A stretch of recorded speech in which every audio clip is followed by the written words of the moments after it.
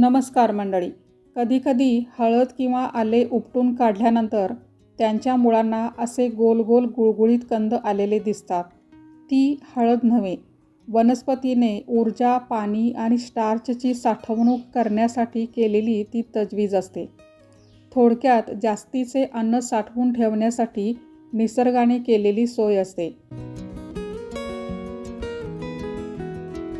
हे कंद कापून पाहिल्यास आतून पांढरे दिसतात.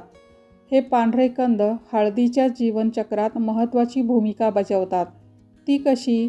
तर या पांढऱ्या कंदांमुळे वनस्पती निष्क्रियतेच्या काळातसुद्धा टिकून राहते. या कंदांवर असलेले पांढरे ठिपके किंवा डोळे प्रत्यक्षात कळ्या असतात, ज्यांना योग्य वातावरण परिस्थिती मिळाली की त्यांचे नवीन हळदीच्या रोपांमध्ये रूपांतर होते. पण हे रोप कधी उगवणार? तर जेव्हा हे कंद मातीतच राहिले असतील तेव्हा. मात्र एकदा का ते उपटून काढले तर त्यांचा खाण्यासाठी अथवा पेरणीसाठी काहीही उपयोग होत नाही. मात्र आयुर्वेदात औषधी वापरासाठी ते खूप मौल्यवान आहेत. घरगुती स्वरूपातील असतील तर कंपोस्ट बिनमध्ये टाकून द्यावेत. रायझोम्स किंवा फिंगर्सच्या तुलनेत यामध्ये कर्क्युमिनचे प्रमाण कमी असते.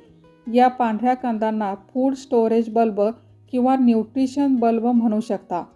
हळदीला यातून अन्नपुरवठा होत असतो. हे गुळगुळीत कंद जास्तीचे अन्न साठवून ठेवतात आणि ते गरजेनुसार वापरतात.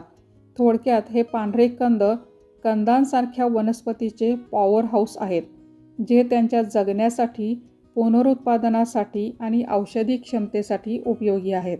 धन्यवाद.